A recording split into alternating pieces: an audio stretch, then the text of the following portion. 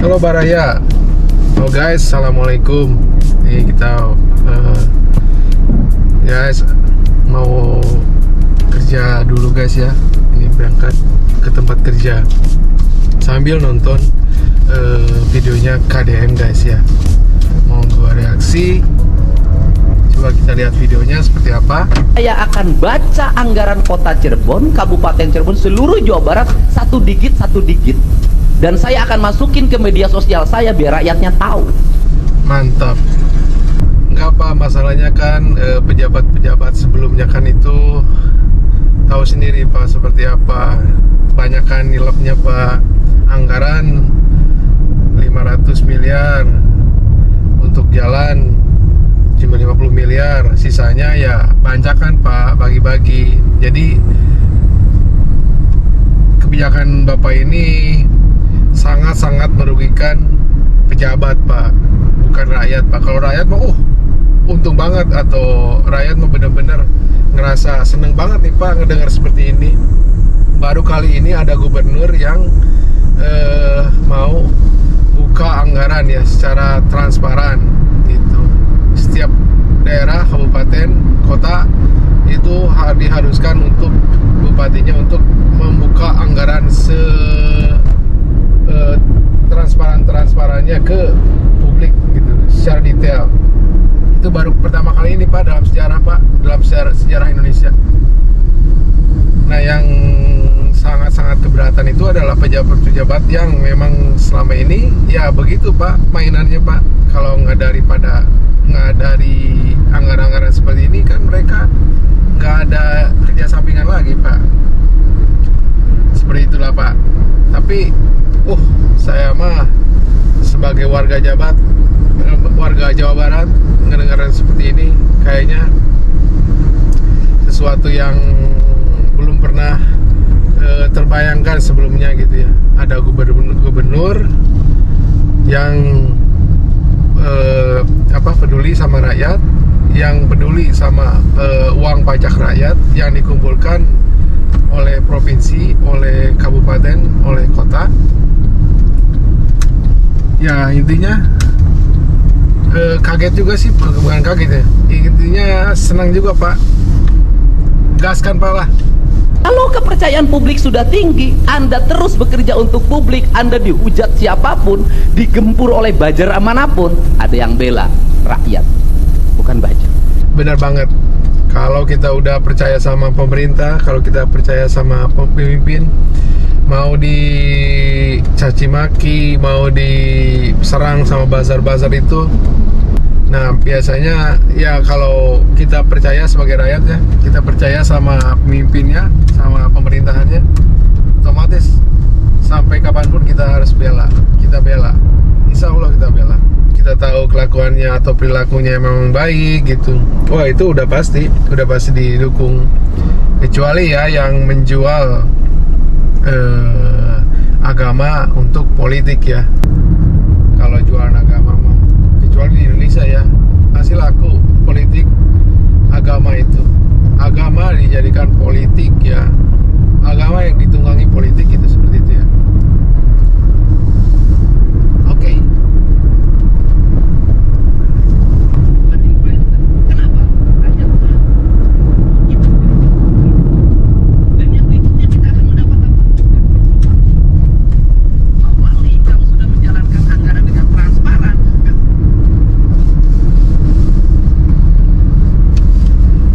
Guys, yang lain ya guys ya. Kenapa? Postingan jalan buntu itu rata-rata 3 kabupaten.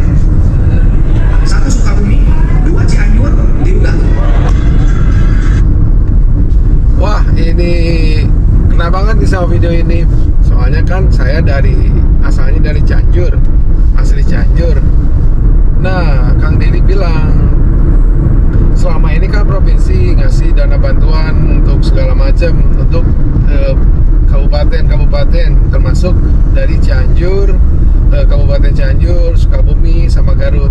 Tapi kenapa jalannya tetap butut? Ya mungkin pemerintahan sebelum Kang Deddy jadi gubernur itu sudah banyak juga, sudah ada juga ya bantuan-bantuan dari pemerintah provinsi ke kabupaten. Hanya pembuktiannya gitu istilahnya ya, fisiknya nggak ada gitu. Kalau dananya tetap ngucur gitu, kayak air gitu, langsung ditelan mungkin ya. Nggak bersisa gitu ya. Seharusnya kan ada bersisa, ada bekasnya gitu. Oh ini bekas dana dari provinsi, bantuan dari dana provinsi Jawa Barat gitu. Ini jadi jalan ini gitu, jadi jalan kabupaten ini, jadi jalan desa ini gitu kan. Harusnya kan ada bekasnya kan. Ini nggak ada katanya. Oke, lanjut kita videonya. Pokoknya jangan butuh Garut. Cianjur suka Garut aja. Seingat saya bantuan ke Garut itu dari Pemprov tinggi banget. Pernah mencapai 400 miliar. Jir, bantuan dari pemerintah provinsi ke Garut itu tahun lalu mungkin ya, bukan bukan tahunnya ini Kang Deddy, itu sebesar 400 miliar. Jir, 400 miliar.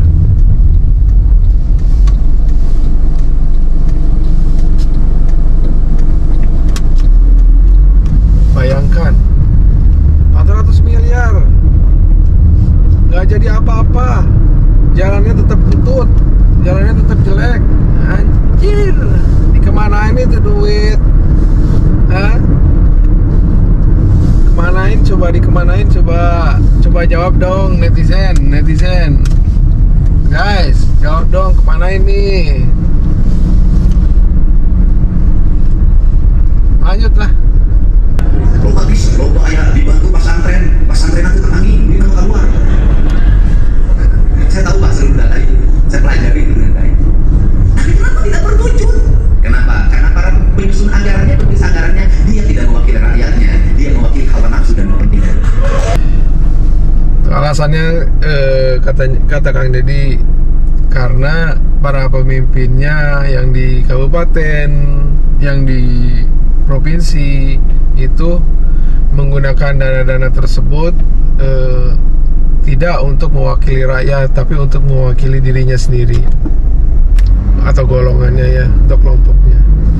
Jadi dana-dana tersebut memang bukan untuk kesejahteraan rakyat. Ada pesantren minta dana, tetap minta dana, minta ini sama pesertanya, sama muridnya. Tapi ternyata pesantrennya gitu-gitu aja, bangunannya mau runtuh gitu ya.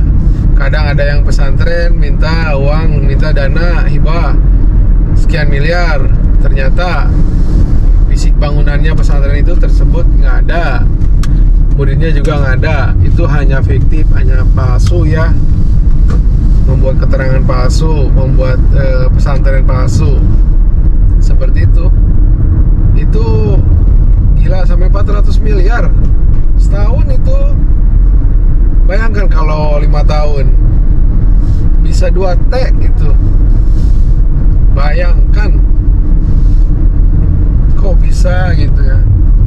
Makanya gitu ya, kadang ada yang maaf ya, yang di wilayah-wilayah di sana itu ada yang jadi pemimpin agama bukan pemimpin agama sih, pemimpin pesantren apa gitu. Wih, kayaknya minta ampun, bener-bener memang sulit dicerna gitu. Mereka pengusaha juga bukan gitu. Iuran bangunan sekolahnya itu juga dari muridnya juga nggak bakalan ya, keuntungannya juga nggak segitu banyak juga gitu. Kecuali ya muridnya, siswanya yang di pesantren itu, santri-santrinya itu bayar per bulannya 10 juta gitu,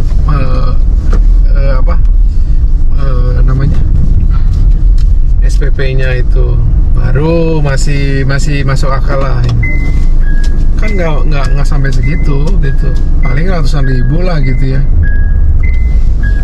Kalau pimpinannya cuma punya mobil 1, terus punya sapi 2 gitu, masih inilah masih masuk akal ya.